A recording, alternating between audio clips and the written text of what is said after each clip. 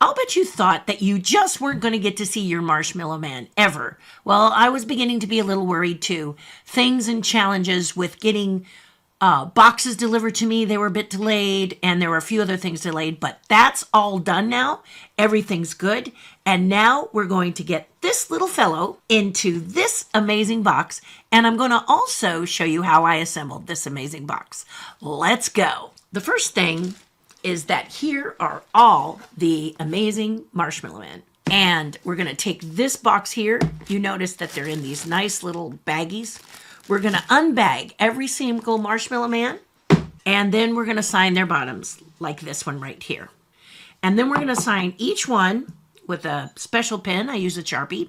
So these over here have been signed, and the idea is to first unbag a few others and sort of create a production line. Now, the cool thing about this is that if you unbag all of them at the same time and you just whoosh through and sign them, it makes it more of a conveyor belt type thing. This is so exciting because my team, what happens is that I have a mold maker mold him and then paint him, and then I get to bag him and design the boxes and design the certificate, all of which you'll see today. You'll notice, I'm trying to figure out where to put him. But you'll notice in this box right here that it is now a bit empty. See, it's a bit empty.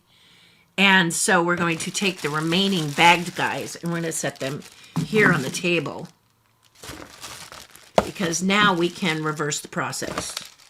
And then we're going to take our 5 that are signed. These 5, right? Well, you can't really tell because the bags are in the way. But these 5 that are signed right here, they are going back in the box.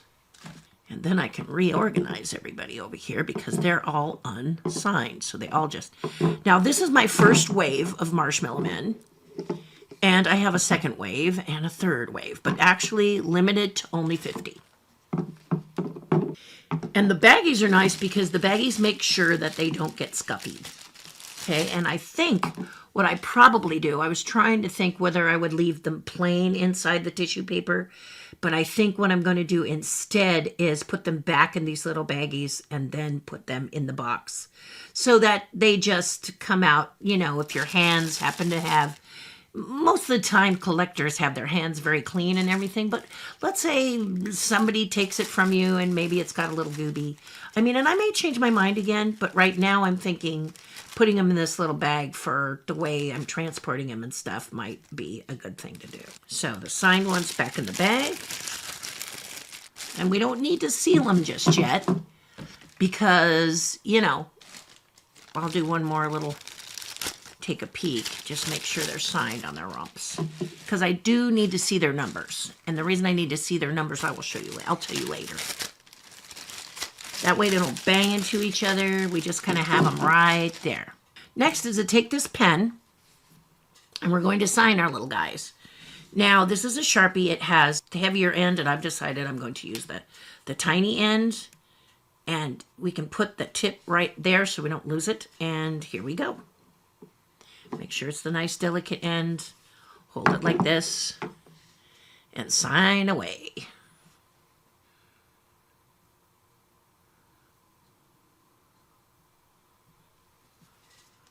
And gently set them over to the side. And by setting them out like this, it gives them a little bit more time to dry. The Sharpie is pretty fast drying, but just in case, you know, just being careful just in case.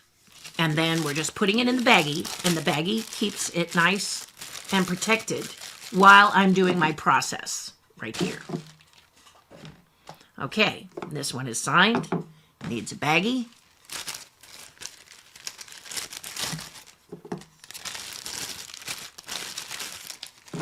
Then we bring 5 more into the mix. Here they are. 5 more ready to go. Now notice that this is number 1. This one is mine. So I'll set him in this back corner here, off to the side. Boop, boop, boop. That later can be sold for a charity auction or something special, because people do love the number 1. Okay, so then we're going to check, make sure all these guys' butts are signed. We're going to bring in an extra one since number 1 is already signed. Here's number 2 that you can see right here. And we're going to sign him now. There we go. And since my table is a little bit small, this is kind of the way that I like to do it. And then we take some more baggies and we bag them up.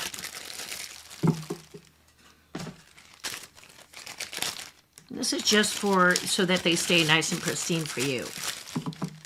So it's very important to keep them lovely and attractive because you guys are investing in these little guys and we want them to stay wonderful for you. But one of the things I do have to point out about these guys is that they are each and every one hand painted, and then they are molded by hand.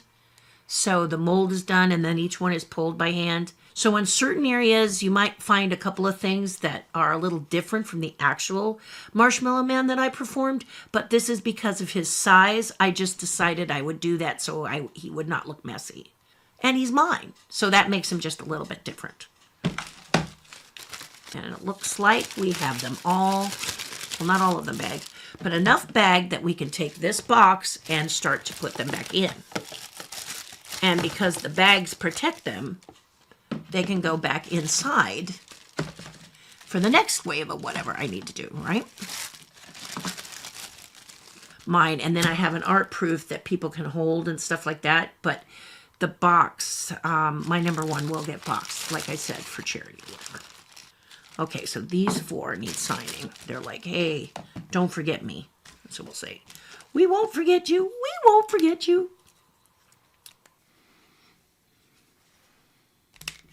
Alrighty.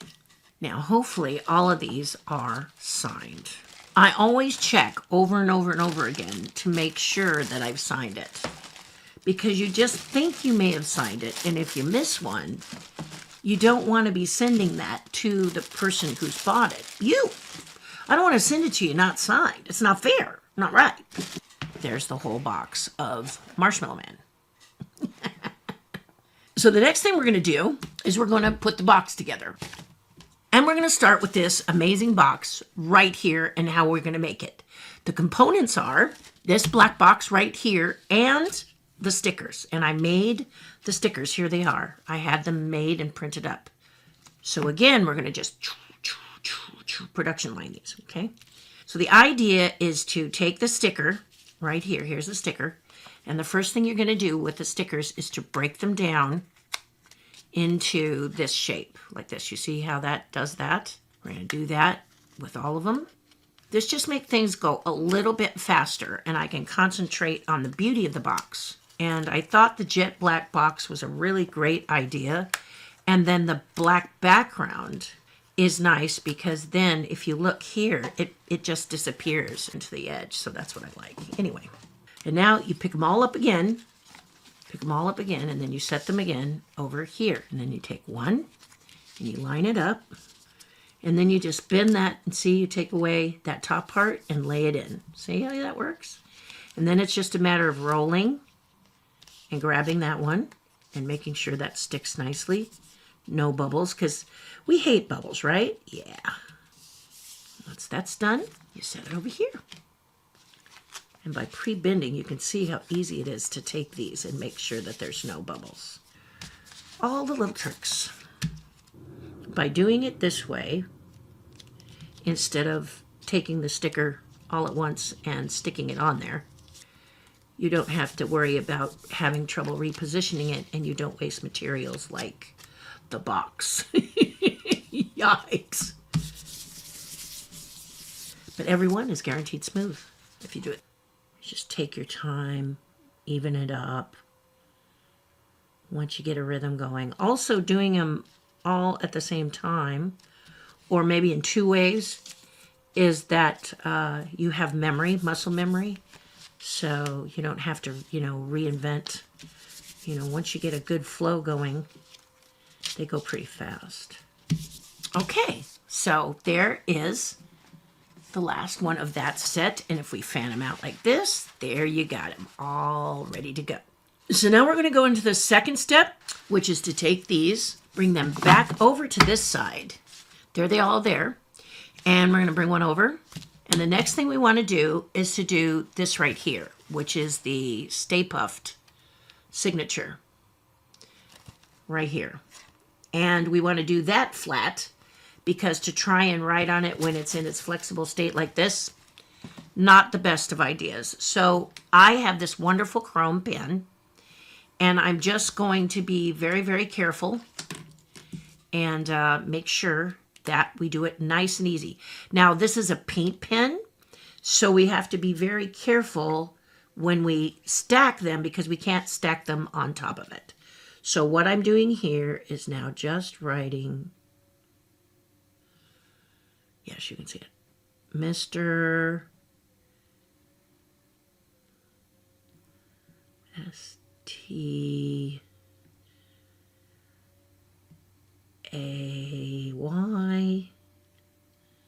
Puffed.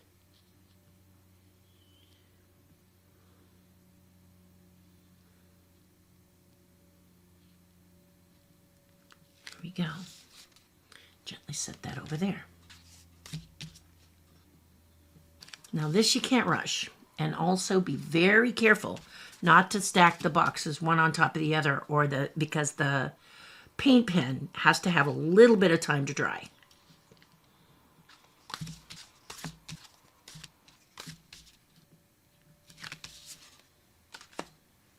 And the thing about using one of these shiny pens is you want to go fast enough so that it flows and doesn't puddle, but slow enough so it looks good. Now what I could do, you see what I did here? So that's going to be my box.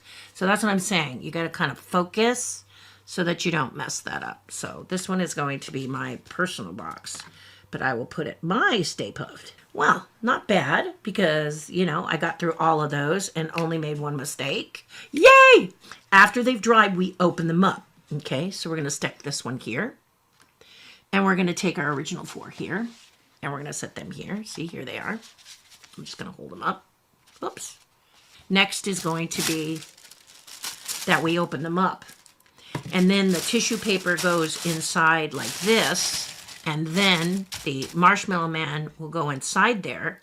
We'll use mine to demonstrate. He will go inside like this. And then we will take the little, and then this closes like this. This closes like this. See, like that. And then we have this beautiful white ribbon that we will pre-thread through here, and it ties at the top. So it goes like this. So let me just show you. And you can check both to see. So I'm going to do it so that the soft side is underneath. So when I bring it above, it will look pretty. So there you go. So there it is right there. You want to make sure it's smooth along here. And then you're going to close it up like this. I'm not going to close it all the way because I'm just demoing. And then this will tie on top. Okay, like that. Okay, there you go. Yay! See? And then it'll have a nice bow on top when it's done. Like this. And I will show you how to do it. This is just a quick preview, right now. The other thing I want to make sure that I do as I put Marshmallow Men inside is to make sure that somewhere on the box I have written the number. It will probably be on the bottom of what's inside. So I no longer have to touch it. Once this lid goes down, once this bow is tied, I no longer have to touch it. Hey, look at that. Woohoo! Box number 1. Let's bring some Marshmallow Men in and let's see how these are. These are pretty dry. Yes, those look dry. So we're going to use those. I'm going to need to make sure that the box has the right number of said Marshmallow Man. Okay, so the Marshmallow Man goes inside here. It's number 4. Triple check, number 4. He goes right inside. Baggy's kind of nice because it makes it sort of stay stable inside. And then you just kind of pull the paper so that it's nice and pretty. I'm going to turn it around so I can see it. There we go. Then you're going to just put it in so it's nice and tucked in there, right? Right? Take that ribbon I pulled out and thread it through again.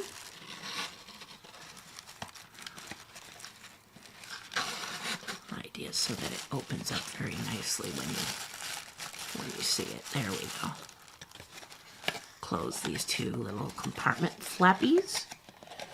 This is for number 4. Make sure we're even. And then we're going to tie it. Like I said, you know, it'd be nice to have someone finger there, but I will do my best to do it myself. I'm really wanting the shiny part to be the part that is up, because it has a matte side and it has a shiny side. And then I'm just going to bring it around. And again, I'm thinking to myself, I want that shiny side to come around. There we go. And then we're going to push it through the little hole. See? Yes. So, okay, so I'm going to slide this a little bit. But here we've got both nice shiny sides there. Now, sometimes the tail says, thank you, no thank you. Yeah. And there it is. Number 4 is ready to go. Boop, boop. There we go. Fun bow. Look, it's cute. Yay. Okay, so there you go. Bow on top, guy in front. There we go. Now, I will be signing the certificates of authenticity. The certificates of authenticity go with it, too. So while we're letting these boxes dry, I think I will sign my certificates of authenticity, which are right here.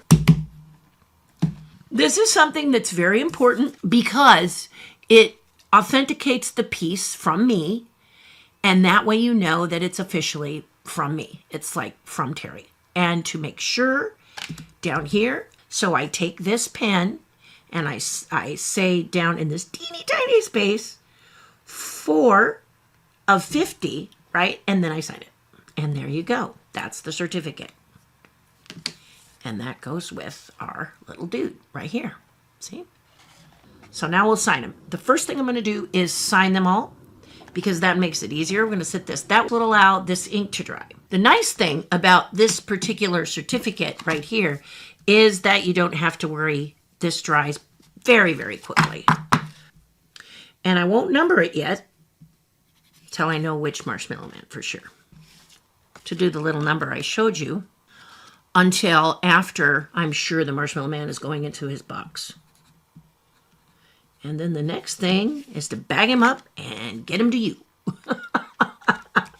Yeah, baby. Okay, there we go. So those are all done, and these should be dry. So now, back to the box, back to the pen. This one is number 3. Okay, what I'm thinking is, where am I going to put these guys once I do it so that that can dry? So I'm kind of like looking around. So there, we'll put number 50 there. He can sit there and kind of do his thing, right? This one, flip. This one is number 5. This is kind of the way things work on a small table, is you just got to kind of whip them around until you're happy. It's number 11. See, like I said, one of these could be an 11. Is number 18. And 16. Guys, come on. Yeah. 12. Number 33. Number 15. Number 8. Number 13. Oh, see me? I was reaching. So I'm going to set this up. If their boxes have been numbered, they're going back into this bucket. 14. There's that ribbon. Let's try a different color now. How about this nice blue? Okay, 14. Ba-bam.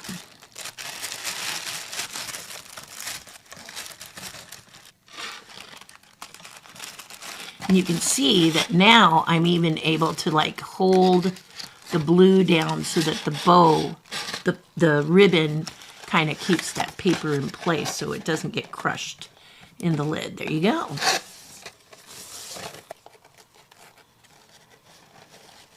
Oh, and look at this. So over means that the bow is in the right direction here. Look at that. And it's facing the right way. The only challenge here for me is that this little tail is a bit short compared to this little tail. You can say, hey, you know, because really, you guys are going to untie it and it's going to be like, you know. So now this is only my third one and I'm figuring out how to do the tying. 8 and 8.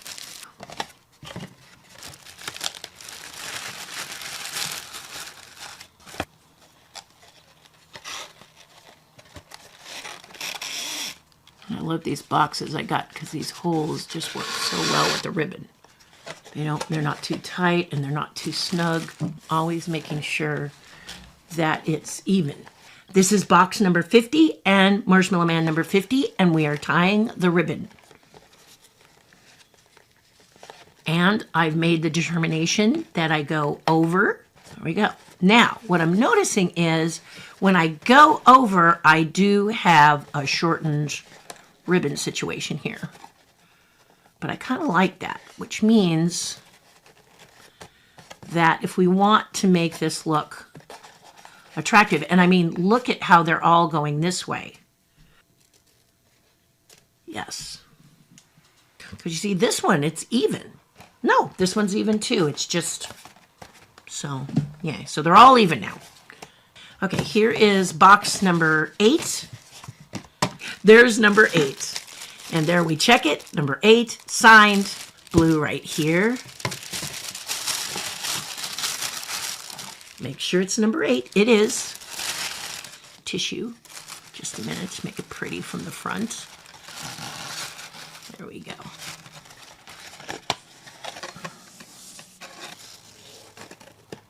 Let's see if I caught it this time and can make them even. Just for fun. It's like a game. You know, I can always cut it. We're just going to turn it. Look at that. Hey, hey, hey. Okay, 2 more boxes are here. And put a little purple in there. There we go. That's what I wanted. You saw my face? And the tails are pretty close. So we're going to say yay. And what's also happening is it's like in line. So again, is it that important? Not really. I'm going to do another purple because I really like the way the purple looks.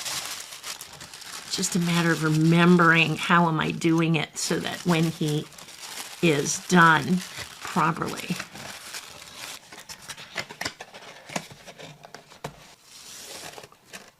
There we go. Gotcha. Once these are all done, it's time to take the box and say to ourselves, what is the best way to ship it? Now, I have 2 really lovely box styles here that you fold up and figure it out. But personally, I think that this one is going to be too tight if we measure it here. So if we take and we just bend it, see how it has the bendy things here? There we go. You see it bend it here, and then you're going to place this here, and you notice how tight the bend is around this box. Now, this could be cool, except for that the top is going to come in and crush this. So, I'm thinking this box, although would be nice, like a weighted blanket, I think it's going to be too small. We're going to go with another shipping option, and that's going to be this one. So it's a matter of taking it, laying it down, and just working the pieces. And you're just bending all the bend points. Now this might look familiar to you because I did this with the actual boxes. You take this and you want to make sure that it touches down here at the bottom. See how it touches like that and it touches right there? You want to make sure it does that touch right there. And then you bring this up like this and you pinch it, okay, so that it all holds. Then these 2 come in and bend like this, and that holds those two that touch together properly. Can you imagine? Are you seeing all the detail that goes into this? I mean, seriously. Tap that back like that. If you look inside, these are now being tapped to either side, and then this is coming in, and we're folding it in. Let me show you again. Like that. Makes a beautiful little super hard box. So when I'm shipping to you, it's safe. Now this unit slides inside here, but we don't need to test that because we know it works. All right, so the next thing we're going to do is put our piece inside. Now we're testing it like this. All right, there's the testing, and look at all the nice space we have around it. So now I can take bubble wrap and make sure that the bubble wrap around here protects this. And then I can put a piece of something, like if we pick this up and we put these little tails in like this, a piece of something that can protect the bow a little bit. And then we also want to make sure that it's back from the front edge. The front edge has this little scoop in it. So we want to make sure that it's back from the front edge. And then we'll put some bubble wrap inside. Okay, and we will protect it, and then this goes inside like this. Now, how will we know what number's in here? Aha, yes. Got to make sure that we know what number we have put inside. But it's very easy, you know, to go in and check it and go in and check it. Now, this is number 5, and I happen to know this is a friend of mine. You're all friends of mine, so don't get that. But someone that I will be dropping it off to because I'm going to see her. So this is not one that needs to go in a box. So let's grab number 50 because I know that number 50 is going to Alabama. This one is going to Alabama. So I know that it needs to be in here. I'm going to put bubble wrap to make sure it's protected, and number 50 is going to be in the box, just like that. Then I go to my computer and I use stamps.com to help me figure out the postage, figure out the weight, and get a nice, wonderful label put on it and shipped to you. And that, my friends, is how I do these amazing, amazing sculptures in these beautiful hard boxes that you can actually reuse if you like to. But this just ensures that it's going to be safe and sound. Now, there's one more thing I want to say about this. Some of you, if you've ordered more than one, and you need them shipped, or you ordered something else from my Square store, then I may not put them in a little box because I want to save you as much postage as possible. They can't both fit in here unless maybe one of the things that you ordered is a pin. Then I can squeeze a pin in here without damaging the Marshmallow Man box. But it's really important to me that you have a really nice, beautiful box in a nice, beautiful box in a nice, beautiful box. No. To have a nice, beautiful box inside this beautiful situation here. I hope you enjoyed my latest impression sculpture, Terri Hardin's Marshmallow Man. And here's how you can stack them by taking their corners and stacking them like this. I hope you enjoyed Terri Hardin's Marshmallow Man sculpture. And don't forget, if you have a character that you haven't seen or would like to see and you'd like a one-of-a-kind, then reach out to me because I do those too. I do many, many different kinds of characters, designs, people, pets, all of that. So until next time, thanks for joining me. Bye for now.